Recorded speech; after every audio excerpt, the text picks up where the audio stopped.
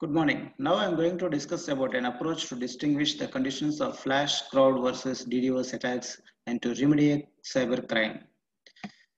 So in this paper, first we are going to discuss about the agenda points. The agenda points are introduction, related work, attack model, method for identifying service degradation traffic as flash crowd events versus DDoS attack. Beyond DDoS attack, towards a complete real-world scenario, conclusion and future work. Finally, references. So we'll see the introduction. Internet for good and bad. So as you know, internet is good for everything, and also internet is bad. So DDoS attacks are big threat to owners of the web server. For example, financial losses and damage to reputation to the owners of the web server, an individual or a company. Flash crowds is a natural and genuine problem to web servers. Why distinguishing DDoS attack from flash crowds is significant. Cybercrime instances beyond DDoS attacks, Giant Hijack and its website, are cybercriminal organizations prevailing in the Giant Hitch academic environment even now. Whose responsibility is it to deal with this cybercrime case? Related work 1. So this is the existing approach name, and this table is divided into two parts: approach name, feature utilized for discrimination. Number 1, in approach name number 1, using internet important characteristics. So there are 7 feature utilized for discrimination. Number 1 is traffic volume. Number 2, rate of incoming traffic. Number 3, rate of new source IP addresses. Number 4, number of clients and their distribution. Number 6, cluster overlap. Number 7, per client request rate. Number 7, requested files. So approach name again second approach name is using killboards, a kernel extension. Authentication using graphical sets, admission control. Using decoy hyperlinks as traps. Using analysis of two features, source IP distribution, request volume escalation process. Using information theory, package distribution distance among two suspicious flows using randomness check, rank value of 3 computed matrix. Related work 2.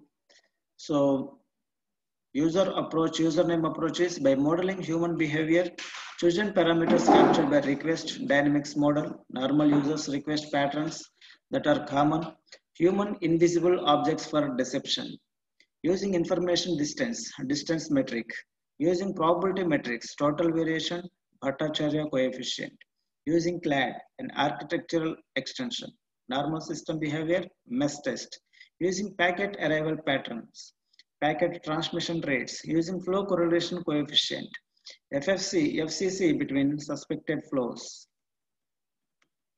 So next one is attack model. In the attack model, there are 3 ISPs. So legitimate traffic and attack traffic. Legitimate and attack traffic from LANs. So there are 3 ISPs. There is an internet, again some ISPs. So this diagram represents flash crowd traffic and DDoS traffic towards a victim web server. Method for identifying service degradation traffic as flash cloud events versus DDoS attack. So there are two parts: abnormal traffic detection and group flows into flash crowd flows and DDoS attack flows. Grouping flows into flash crowd flows and DDoS attack flows. See here, the traffic flows, there are two parts. Number 1, very less number of bytes in every sampling period. So that number represents 1, 4, and 6. And number 2, very high number of bytes in every sampling period. Flows numbered 2 and 3, 5.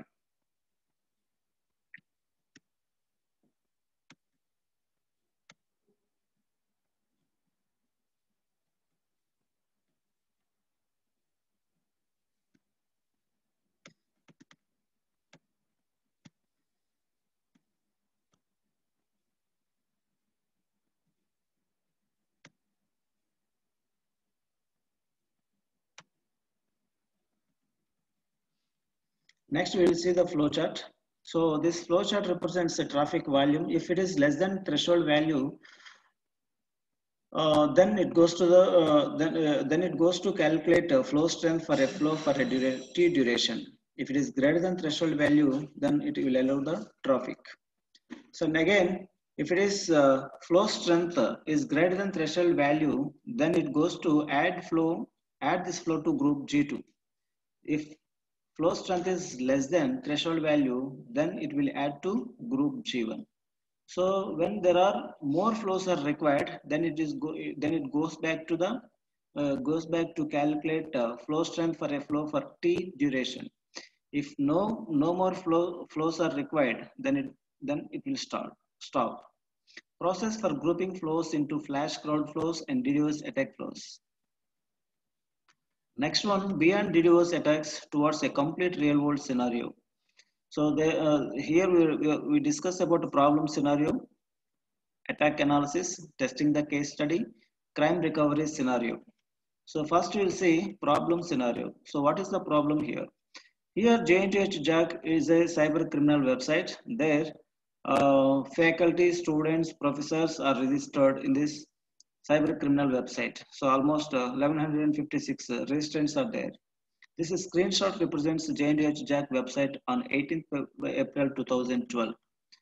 Next problem scenario 2, the number of registrants has been increased gradually from 1196 to 1972. So this represents the screenshot of JNTH Jack website on December 17, 2014.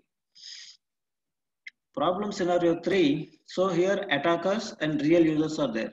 So attackers will be considering as the cyber attackers and real users are web users. Both are coinciding to the government administrator, that is web server. So this diagram represents DDoS attack versus DDoS attack, DDoS attack. So attack analysis.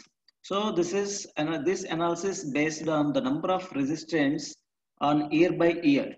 So the data of web crawling, graduation students, post-graduation students, PhD students, faculty, and the total registrants. So in 2011, there are 14 students, graduation students, 3 post-graduation students, 1 PhD student, total 18 registrants are there. Likewise, from 2011 to 2015, there are totally 40 registrants are there. So we'll see this analysis. It has been increased gradually from 2011 to 2015. 2018, there are 1994 registrants are there. Testing the case study. So here DDoS attack scenario and flashcard scenario will compare both the scenarios, and the total resistance are 24 there, and a DDoS attack scenario. When it comes to flashcard scenario, the total resistance are 1120. So crime recovery scenario. So this is screenshot represents FIR registered for the cybercrime by the above website. So whatever we discussed so far, that is the case has been registered against that cyber criminal website. Crime recovery scenario. So how we are going to recover this crime? So by using this following website, that is sites.google.com site Chandrasekhar Ayake. So this website is People's Governance Forum. So there we can you can find a lot of papers based on that cyber criminal activities. So this screenshot represents the part of solution for the above mentioned beyond DDoS attack problem. Conclusion and future scope. We used volume threshold as a parameter to detect the anomalous traffic condition that occurs on a web server. We have classified all flows which are probable flashcard flows and probable DDoS attack flows using flow strength as a metric. These groups can be taken separately as future inputs to techniques that can determine the conditions of flow, flashcard event, and DDoS attack event. We have discussed a cybercrime case study that considered beyond DDoS attacks and presented some solution to this problem. Techniques to further distinguish DDoS attack conditions versus flashcard conditions may be taken up for the future research work. So these are the references we have used in this paper. Thank you.